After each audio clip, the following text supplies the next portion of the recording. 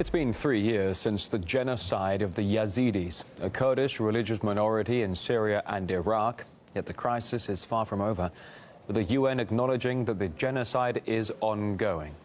RT's Polly Boyko spoke to Yazidis who say the international community isn't doing much to help.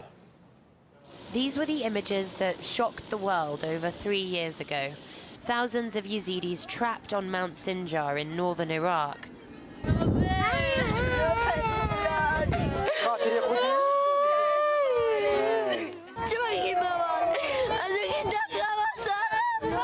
The media told the harrowing stories of the Yazidis' persecution at the hands of jihadists. They shot them and then they cut their heads off. We were overwhelmed by people trying to jump on board. The crowd on board the helicopter burst into tears. The United Nations has called ISIL's attempt to wipe out the religious minority group genocide. The genocide is ongoing and remains largely unaddressed, despite the obligation of states party to the Convention on the Prevention and Punishment of the Crime of Genocide of 1948 to prevent and to punish the crime. 3 years on, the public's attention has shifted elsewhere, but the Yazidi struggle continues. The genocide is still ongoing. Our people have been suffering in camps for over 2 years.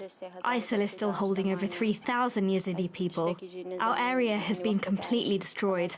Now the Yazidi community cannot return home. We want the international community to support us in rebuilding our area and returning our people. In 2014, Farida Abbas was a child living in a Yazidi village in northern Iraq. When ISIL attacked, they murdered her father and her brothers, and they took her and the rest of the women as prisoners. Living under ISIL captivity was terrible.